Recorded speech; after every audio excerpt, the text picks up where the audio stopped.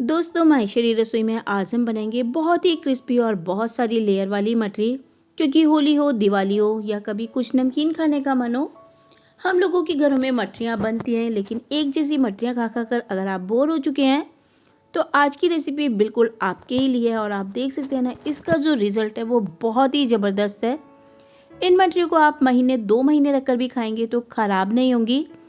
Crispy बहुत ज़्यादा है, टेस्टी बहुत ज़्यादा है। तो चलिए फटाफट से वीडियो स्टार्ट करते हैं। वीडियो अच्छा लगे लाइक करें, शेयर करें और चैनल को सब्सक्राइब कर लें। हम आसान तरीके से और बहुत ही लेयर वाली कुरकुरी सी मठरी बनाने के लिए फ्रेंड्स मैंने ले लिया है 250 ग्राम जितना मैदा।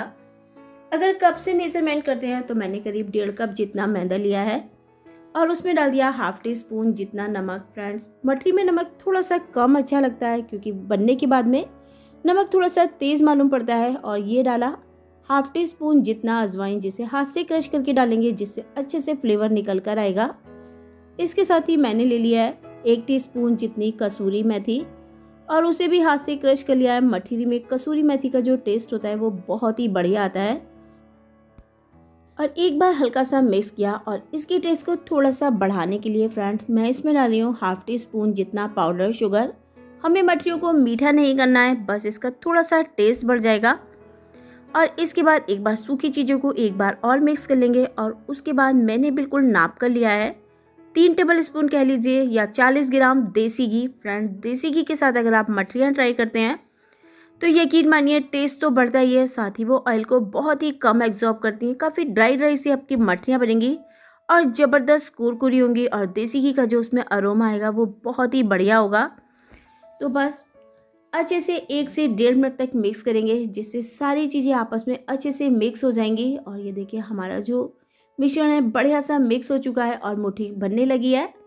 तो अब मैंने ये लिया है बिल्कुल नॉर्मल पानी, ना हमें ठंडा पानी लेना है और ना ही हमें गर्म पानी लेना है। अगर आप इसका डो गर्म पानी से लगाएंगे तो मठरियाँ बहुत ज़्यादा कुरकुरी नहीं बनेंगी और ठंडे पानी से लगाएंगे तो कई बार क्या होता है फ्रेंड्स, मैदा जो होती है वो ईट जाती है और आपको बेलने में प्रॉब्लम होती है। इसलिए पानी लीजिए बिल्कुल नॉर्मल। और इसका आपको डो मसल मसल के नहीं लगाना है, बस आपको पानी डाल के इसे इकट्ठा करना है। और ये देखिए ये डो इकट्ठा हुआ है और इसे लगाने में मुझे 1 कप से भी थोड़ा सा कम पानी लगा है। फ्रेंड्स, हो सकता है अभी आपको ये सूखा सूखा लग रहा हो तो बस इसे 10 मिनट के लिए छोड़ देते हैं। और फ्रेंड्स 10 मिनट हुए और अब मैदा को देख लेते हैं उसका क्या हाल है। और ये देखिए अभी जो आपको लग रहा है कि डो सूखा सूखा है, जब आप इसे अच्छे से नीट करेंगे तो अच्छा स्मूथ सा तैयार हो जाएगा। अगर इसी समय आपने जो डो लगाया और उसे पतला कर लिया तो आपको मठरी बनाने में बहुत ज़्यादा प्रॉब्लम होगी। और दूसरी बात, मठरियाँ उतनी टेस्टी नहीं बनेंगी। तो बस बिल्कुल अच्छे से इस तरीके से अब हम डो को करीब 2 से 3 मिनट तक मसलेंगे जब तक कि अच्छा सा चिकना नहीं हो जाता। काउंटर टॉपर ले लिया और अच्छे से मैंने इस तरीके से मसला और इसे मैं एक सिलेंडर का शेप दे लूँगी। इन मठरियों को जो बनाने का तरीका है थोड़ा सा अलग है पर झटपट बनकर तैयार हो जाती हैं। तो चलिए अब इसको इक्वल पार्ट्स में डिवाइड कर लेते हैं। मैंने इसे 6 इक्वल पार्ट्स में डिवाइड कर लिया है। तो बस एक एक पेड़ा लेते जाएंगे और हाथ से इस तरीके से हम राउंड कर लेंगे। ये जो इस समय मैंने ये जो पेड़े हैं ये एक जितना नॉर्मली पराठा बनाते हैं उससे थोड़े से बड़े हैं। तो बस अब एक एक पेड़ा लिया, लेकिन बचे हुए पेड़ों को आपको क्या करना है, कवर करके रखना है वरना ड्राई हो जाएंगे। और अगर ड्राई हो गए तो फिर बनाने में भी दिक्कत होगी। और इसे बिल्कुल पतला और जितना बड़ा आप बेल पाएँ उतना बड़ा बेल कर तैयार कर ले। उससे उसमें अगर कोई होल हो जाता है तो कोई प्रॉब्लम नहीं आएगी। बिल्कुल अच्छे से चारों तरफ से साइडें अच्छे से दबाते हुए आप इसे बेल कर तैयार करें। और फ्रेंड्स आप देख सकते हैं कि मैं इसे काफ़ी बड़ा सा और एकदम पतला सा बेल कर तैयार कर रही हूँ। और आप इसकी थिकनेस देखिए बिल्कुल पतला है। और इस तरीके में हथेली से लेते हैं तो नीचे से जो हाथ की लकीरें होती हैं वो भी दिखाई दे रही हैं। इतने ही पतले पतले आपको इस तरीके से ये पूड़ियाँ बनाकर रखनी है। 1 बाय 1 हम सारी पूड़ियाँ इसी तरीके से बनाकर तैयार कर लेंगे। फ्रेंड्स, इन मठरियों में जो लेयर आती है ना वो ज़बरदस्त होती हैं और बहुत ही हल्की सी ये मठरियाँ होती हैं। तो उसके लिए हमें क्या ज़रूरत होगी, मैंने ले लिया है 2 टेबल स्पून जितना अमूल का बटर। फ्रेंड्स, अगर आप देसी घी लेना चाहते हैं तो देसी घी ले सकते हैं, लेकिन इस जगह आपको नॉर्मल कुकिंग ऑयल इस्तेमाल नहीं करना है। और उसमें डाला 2 टेबल स्पून जितना चावल का आटा और 2 ही टेबल स्पून हम इसमें डालेंगे कॉर्नफ्लोर। चावल के आटे और कॉर्नफ्लोर के बाद जो आपकी मठरियाँ बनेंगी ना वो अमेजिंग बनेंगी। और अगर आपके पास कॉर्नफ्लोर नहीं है तो आप इसकी जगह अरारोट ले सकते हैं, चावल के आटे की जगह आप मैदा भी लगा सकते हैं, लेकिन अगर ये दोनों चीज़ें हैं तो ज़रूर डालिए। चावल का आटा बनाना भी बहुत ईजी होता है। चावल को अच्छा सा धोइए, उसके बाद उसे सुखा लीजिए और पीस लीजिए। चावल का आटा बनकर तैयार हो जाएगा। और ये लीजिए, मैंने साटा या क्रीम तैयार कर लिया है। और ये देखिए, एकदम परफेक्ट हमारी क्रीम तैयार है। और उसके बाद अब देखते हैं अपनी पूड़ियों को। और ये देखिए, पूड़ियाँ भी तैयार हैं। अब एक एक पूड़ी लेते जाएंगे और उसके ऊपर एक एक टेबल स्पून जितना साटा रखेंगे और हाथ के साथ अच्छे से फैलाएंगे। फ्रेंड्स, क्या होता है, ब्रश से अच्छे से पता नहीं चलता, इसलिए अच्छा है कि आप हाथ से ही फैलाएं। हल्का हल्का सा सूखा मैदा डस्ट करते जाएंगे। फ्रेंड्स, अगर आपको लग रहा है कि आपने जो पूड़ियाँ बनाई हैं सिंक हो गई हैं, तो आप हल्का सा बेल लीजिए और वन बाय वन हम एक के ऊपर एक सारी पूड़ियाँ रखते जाएंगे। दूसरी रखी, उसके ऊपर फिर से साटा लगाया, फिर से हल्का सा सूखा मैदा डस्ट किया। और ये प्रोसेस बहुत ज़रूरी है, वरना लेयर बहुत बढ़िया नहीं आएंगी।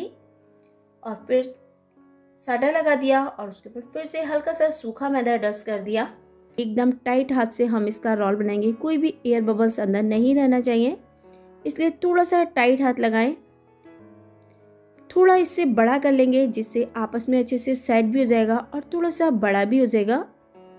और ये देखिए, मैंने इसे काफ़ी बड़ा सा और थोड़ा पतला सा करके तैयार कर लिया है। तो चलिए, सेम प्रोसेस से हम दूसरा रोल भी तैयार कर लेंगे।